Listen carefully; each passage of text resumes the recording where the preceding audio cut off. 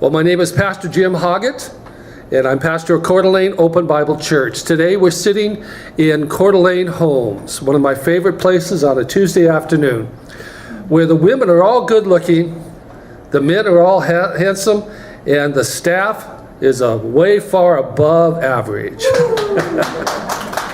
Well, is he looking for quarters?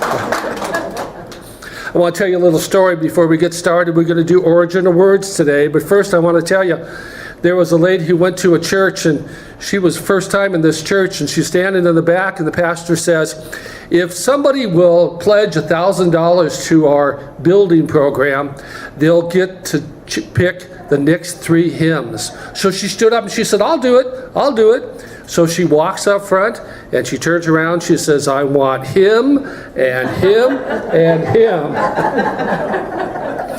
A few weeks ago we were talking about different parts of the country and what you would use in a supermarket. Well, it also is true for Coca-Cola. Or when I was a kid in Los Angeles, you went out for a Coke. But some places you went out for a soda. And other places you went out for a pop. And I understand in England, if you have a water fountain, it's called a bubbly. There's a story about this carousel that was going around in circles in England, and an old jolly gentleman looked at this and put all the pieces together and said these words, "Isn't this a merry-go-round?" And that's how they came up with merry-go-round. I learned this on Jeopardy last night, so it's got to be true. This is not a joke.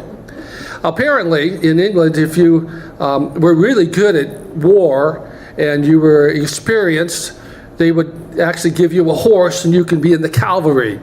But if you were too young and too inexperienced, they wouldn't be able to waste a horse on you, so you went into, this is true, the infantry.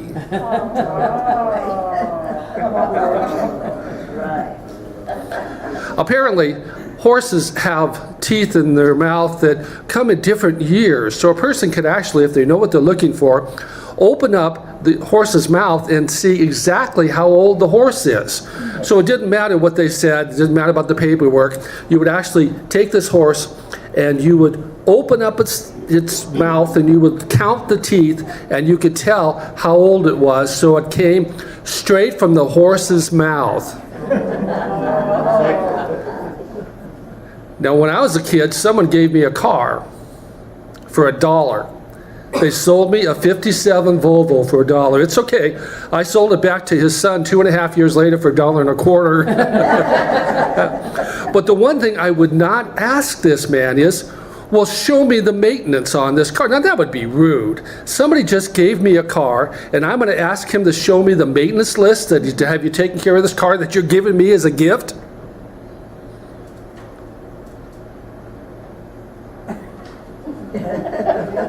Here we are. I'm thinking about another story. I'll get back to this one. Do you remember National Velvet?